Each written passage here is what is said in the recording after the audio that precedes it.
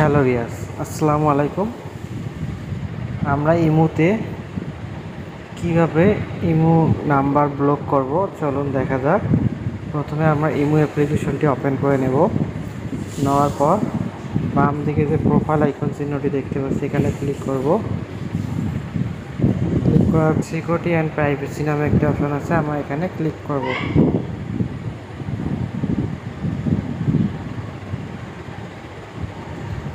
এখানে ক্লিক করার পর আমার নিচের দিকে একটু দেখেন, ব্লক লিস্ট নামে একটা অপশন আছে, আমরা এখানে ক্লিক করব।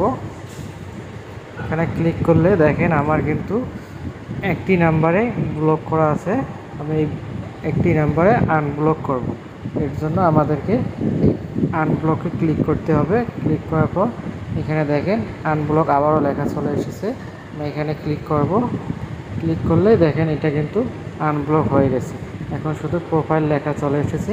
আমরা চাইলে এখানে প্রোফাইলে ক্লিক করলে এটা প্রোফাইলটি দেখতে পারবো। এটা কিন্তু এখন আনব্লক হয়ে গেছে।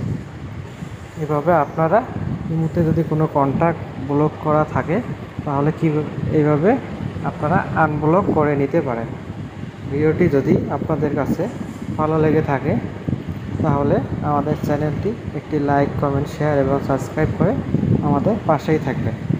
আপনারা যদি চান যে আমি আবার এই নাম্বারটি ব্লক করব তাহলে নিচে একটু স্ক্রল করবেন উপরের দিকে, করার পর এখানে দেখেন ব্লক লেখা আছে, ব্লকে ক্লিক করবেন।